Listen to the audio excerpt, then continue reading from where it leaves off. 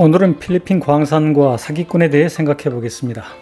영상에 올린 사진들은 우리 거래처의 선박들이 필리핀 광물을 선적하는 장면입니다. 필리핀은 지하자원이 풍부한 나라여서 니켈 광석, 철광석, 석회석, 석탄 등속을 해마다 수천만 톤씩 수출하고 있습니다. 우리 회사는 선박 대리점이기 때문에 그러한 광석을 외국 선박에 선적하는 업무의 일부를 담당하였고, 그러다 보니 이와 관련된 불미스러운 일을 여러 번 목격한 적이 있었습니다. 꽤 오래전에 한국의 거래 선주 회사로부터 문의를 받았습니다. 루손 섬 중부 지역에서 중국으로 수출할 크로마이트 5만 톤이 준비되었다는 필리핀 교민 사업가를 만났으니 그곳의 항만 사정을 알아봐 달라는 것이었습니다. 그 교민은 내가 모르는 사람이었고, 그에게서 받은 수출 허가 서류를 보니 처음 들어보는 광산 회사였습니다. 그래서 직원을 현지에 보내 조사했습니다. 직원이 보고하기를 그곳에는 폐광된 지 20년도 넘은 소규모 광산이 있고, 광산 인근에 약간의 광물이 쌓여 있는데 500톤 정도라고 했습니다. 우리 직원은 수출 허가 서류를 발급한 것으로 되어 있는 지방관청으로 갔습니다. 그리고 그 서류가 위조라는 것도 확인했습니다. 사기꾼은 거짓말쟁이지만 거짓을 위장하기 위해서는 반드시 진실 몇 가지가 필요합니다. 그들이 눈독을 들이는 투자가들은 돈은 많지만 조금 어리석고 영어가 서툴고 필리핀 오지에까지 직접 가서 광물과 서류를 확인할 만큼 부지런하지 않은 사람들입니다. 그래서 현지에서 찍은 광산과 야적되어 있는 광물 사진, 그리고 영어로 된 수출 허가 서류를 그들에게 보여줍니다. 하지만 그것만으로는 부족하기 때문에 사기꾼은 어리숙한 선박회사와 화물 운송 계약을 체결합니다. 한국의 선박회사와 맺은 계약의 진위 여부는 투자자들도 쉽게 확인할 수 있기 때문에 투자자들은 그 프로젝트를 더 이상 의심하거나 망설이지 않고 거액을 투자합니다. 사기꾼의 작전이 성공하면 선박회사와 투자자들은 큰 손해를 입게 됩니다.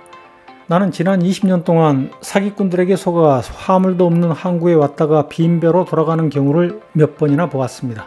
하지만 우리와 거래했던 선박회사들은 한 번도 사기꾼들의 작전에 말려들지 않았습니다.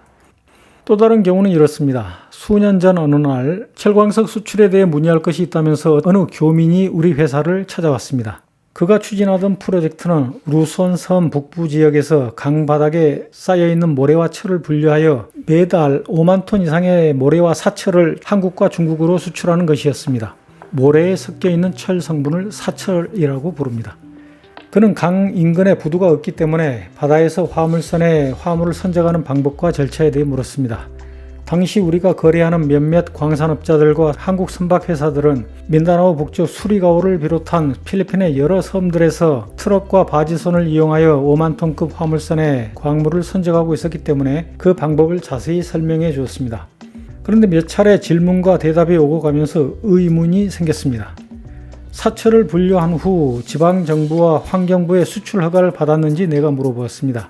그는 허가를 받았다고 대답했고, 나는 그에게 서류를 볼 수 있는지 재차 물었습니다. 처음에 그는 망설였지만 결국 가방에서 서류를 꺼내 나에게 보여주었습니다. 그것은 필리핀 지방정부와의 계약서였는데 내용을 읽어보니 강바닥 준설에 관한 것이었습니다. 그것도 공짜로. 이 계약서 어디에도 사철을 분류한다는 조항이 없고, 준설과 분류 작업을 한 후 모래와 사철의 소유권을 당신 회사가 가진 조항도 없는데요? 하고 내가 물었습니다.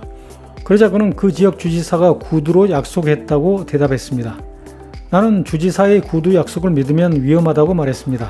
더욱이 모래와 사철의 소유권에 대해서는 주지사와 문서로 계약을 했다 하더라도 주의회의 승인을 받아야 할 것이라고 말해주었습니다. 하지만 그는 내 말을 귓등으로 듣는 것 같았습니다. 내가 묻지도 않았는데 자기가 필리핀에 오기 전 한국에서 얼마나 큰 사업을 벌였었는지, 주지사와 주정부 고위 관리들이 그의 대범한 사업 추진 능력을 얼마나 높이 평가하는지, 주지사와 개인적으로 얼마나 친한 사이인지를 한참 동안 설명했습니다. 그러자 나는 속으로 강바닥 공짜 준설의 대가로 모래와 사철을 저 사람에게 공짜로 준다는 약속을 주지사가 정말로 했을까? 그런 약속을 했다손 치더라도 저 사람은 그것을 진심이라고 믿고 있는 것일까 의심했습니다. 산도르 마라이의 소설에 라이어스라는 남자가 등장합니다. 라이어스는 사기꾼이며 사람들이 권력을 나누어 가지는 곳에서 모험을 쫓을 뿐이었다. 그는 거짓말로 시작해서 자신의 거짓말에 감동하여 울음을 터뜨릴 수 있는 사람이었다. 라이어스는 정부 부처의 국장뿐 아니라 하느님하고도 개인적으로 말을 트고 지내는 사이인지라 모든 일, 심지어는 나이나 죽음 같은 일도 조용히 자신에게 맡길 수 있다는 듯이 아주 대범하게 말했다. 내 친구들과 지인들이 말하길 내가 무엇을 생각하고 있는지 내 얼굴에 다 쓰여 있다고 하더군요. 그 교민도 내 생각을 내 얼굴에서 읽었을까요? 그는 그 후 나에게 연락하지 않았습니다. 그런데 그 프로젝트는 한국에 제법 소문이 났던 모양입니다. 우리하고 거래하고 있던 선박회사들과 한국에서 사업하고 있던 나의 지인들이 그 교민의 프로젝트에 대해 묻곤 했습니다. 그때마다 나는 아직 준비 단계로 보이니 계약이나 투자를 하지 말라고 조언했습니다. 그 후 한국에서 수출한 중고 승합차들과 중고 버스들을 하여가는 선박들이 루손 섬 북쪽 항구에서 작업했기 때문에 우리 직원들이 자주 그곳에 출장을 가곤 했는데 그때마다 나는 그 교민이 말했던 강 하구를 둘러보라고 지시했고 몇 달 뒤에 준설 장비와 트럭을 보았다는 1년 뒤에는 사체를 분리하는 장비도 보았다는 보고를 받았습니다. 가끔 지방관청과 환경부에도 직원을 보냈지만 모래나 사체를 수출하는 허가는 없다는 것만 확인했을 뿐입니다. 그러고 나서 또다시 1년이 지나자 그 사철 프로젝트에 투자했다가 낭패를 보았다는 한국 투자자들에 대한 소문이 들려왔습니다. 하지만 다행히도 내 지인은 그들 중에 없었습니다. 나는 필리핀에서 사업을 하면서 정치인이나 고위직 관료의 구두 약속을 믿지 않습니다. 그들의 사업 성공을 비는 축복의 말, 즉 블레싱을 약속이나 지원으로 오해하지도 않습니다. 누구에게나 해주는 예의상 인사치레로 하는 말이기 때문입니다. 한국에서 상인들이 천시당하고 있던 조선시대 후기 300년 동안 필리핀은 스페인 상인들이 지배했습니다. 그들의 후예인 필리핀의 부자 상인들이 지금도 정치를 하고 있습니다. 그들은 우리보다 상술의 역사와 경험이 몇백 년 앞서 있다는 것을 잊어서는 안 된다고 생각합니다. 감사합니다.